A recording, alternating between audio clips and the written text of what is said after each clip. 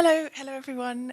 My name's Emma Robbins. I'm a PhD student from the Cancer Screening Prevention Research Group. And today I'm going to give an update on the Lynch syndrome research registry pilot study. So I'm going to touch on what is the research registry pilot study, who is included in the research registry, and what research have we done so far. So it's quite a long name, but essentially it is a small pilot research-focused registry. And the main aims are to understand how a subset of people with Lynch syndrome living in England are being cared for, to understand how vet care sort of varies in different regions of England, and to support research on Lynch syndrome. And it is distinct from the main English National Lynch syndrome registry that we just heard about from Lucy. So who is included in the research registry? People who are living with Lynch syndrome, aged over 18 years, living in England and participating in the CAP3 trial led by Professor Sir John Byrne. Participants were recruited from 4 of the 26 UK CAP3 sites. And these were the CAP3 sites at Manchester, Birmingham, St Mark's in London and Newcastle. And we'd like to acknowledge and thank the principal investigators at each site, as well as the genetics research teams and everyone involved in recruitment, data collection and entry. So recruitment into the research registry began in November 2022 and continued until December 2023. And 39 individuals were recruited from St Mark's, 69 from Manchester, 63 from Newcastle, and 86 from Birmingham. So 257 individuals in total. And what research have we done so far? So 2 years ago, I was at this meeting speaking about our plans to develop a questionnaire to assess the views, experiences and challenges of having colonoscopy checkup for people with Lynch syndrome. And the aims were to understand what do individuals think, go through and find challenging about living with Lynch syndrome and having colonoscopy checkup, what are the biggest challenges, and how can we improve patients' experience of care. So over the last 2 years, we developed the questionnaire by working with different individuals, including our patient representatives who've been really amazing and central to this research, as well as everyone else named on this slide. So we worked together to develop the protocol, the study materials, and to identify what was important to include in the questionnaire. And this involved a great workshop with our patient representatives back in September 2022. And then the questionnaire underwent a series of reviews. And then I pre-tested the questionnaire with our patient representatives. And this involved holding one-on-one meetings with the representatives. We went through the questionnaire together and they shared their feedback and suggestions for improvement. So thank you very much to everyone named in the slide for your contributions to the questionnaire. And then just to show the final stages, we finalised it last summer. We received sponsorship from Imperial, and then ethical approval, and then it was ready to send out at the beginning of this year. Who did we send the questionnaire to? People were eligible to receive the questionnaire if they were in the research registry, they had given consent to be contacted about future research, and they were aged 25 years or older. And if we had information indicating that they had surgery involving removal of their rectum, we didn't send them the questionnaire. We thought it might be likely that they're not having colonoscopies. And so in total, we sent the questionnaire to 247 individuals. And then this slide just shows a timeline of when we sent out the invitation letter, questionnaire, first reminder and second reminder. So we're around week 9 now, and we're going to be including responses received through to April the 4th. To share some findings with you today, I looked at responses received from January 24th through to the end of February. And on February 29th, we had received 45 responses to the online version of the questionnaire and 157 responses to the paper version of the questionnaire. So 202 responses in total, which is an 82% response rate so far, which is really fantastic. And when we sent the second reminder out, this had already increased to 87%. So, and if any of you in the audience did receive our questionnaire and completed it, thank you so much. From what we've seen so far, your responses have really been incredibly insightful and useful.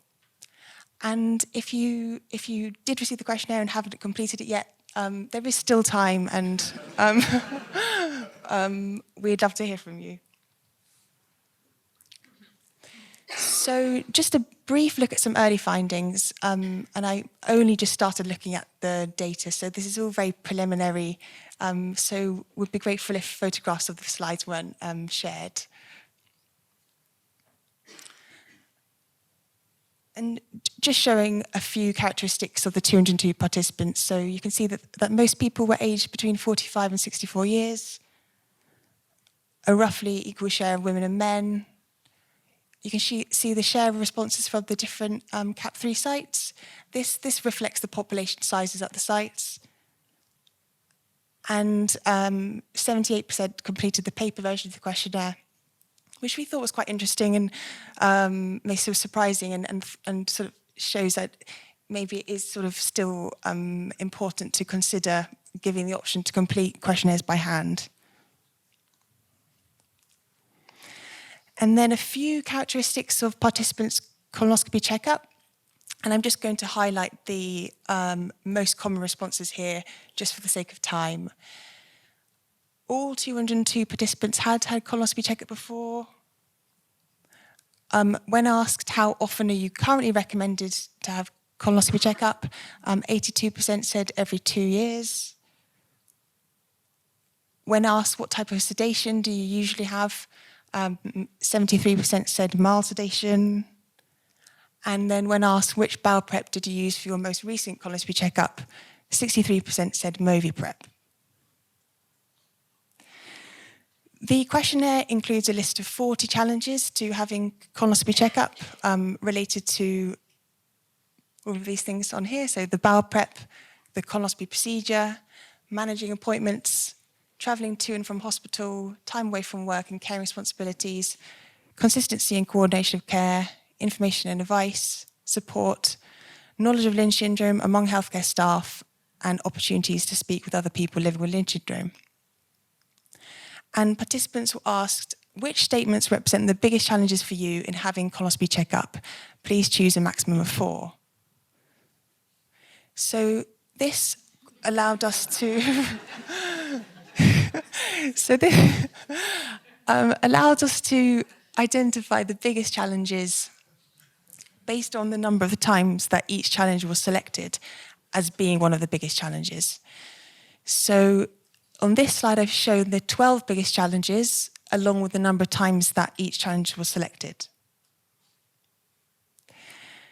So you can see that bowel prep really emerged as a significant challenge with 5 of the 12 biggest challenges related to the bowel prep process, including the biggest challenge, I have trouble drinking the laxative solution because of the taste.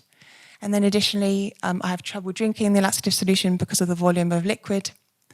I worry that the bowel prep might not be effective in properly clearing my bowel. I feel anxious when I think about the bowel prep process.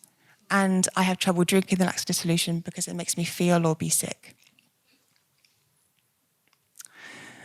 3 of the 12 biggest challenges related to the colonoscopy procedure itself. So I feel anxious when I think about having a colonoscopy. I often find it painful to have a colonoscopy, and I often find it physically uncomfortable to have a colonoscopy.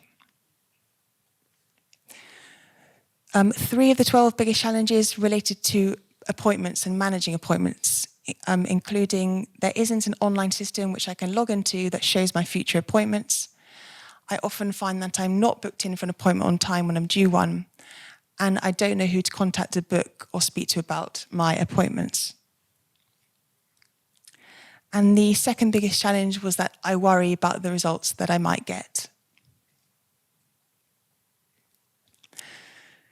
So these early responses do highlight the great need to make the bowel prep more tolerable.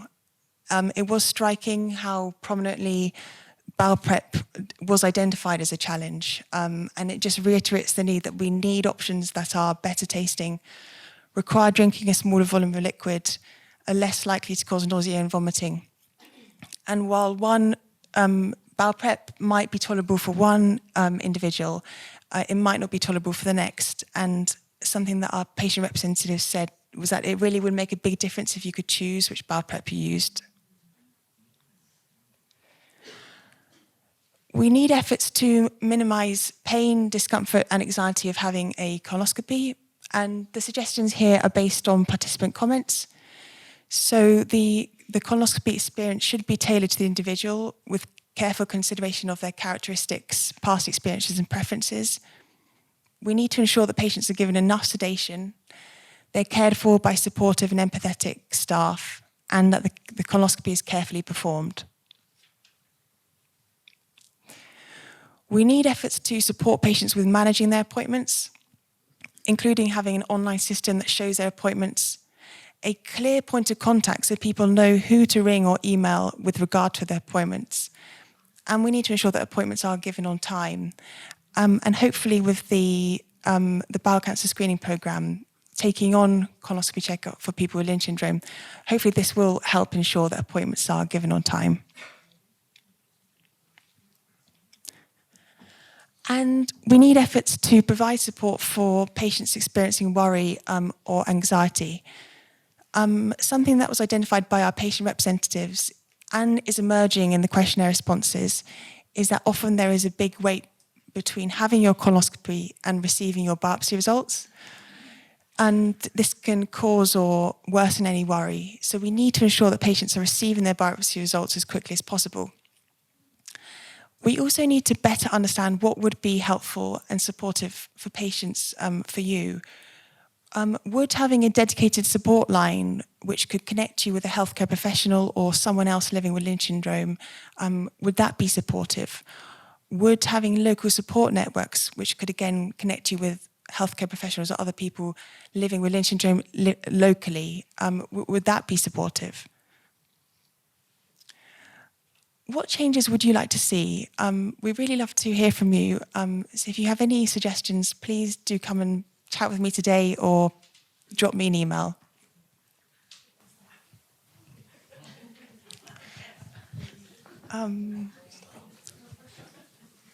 So my final slide is on our upcoming work is to examine responses to all other questions in the questionnaire. And then we have another group workshop with our patient representatives in June to discuss the questionnaire findings and to develop a plan to share the findings. And then we'll share the findings as widely as possible. And hopefully I can share more findings with you at future Lynch syndrome UK meetings. Thank you very much for listening, and a special thank you to our patient representatives, Dr. Kevin Monahan and Laura Monhe-Garcia. We couldn't have done this research without you, as well as everyone else named on this slide. Thank you.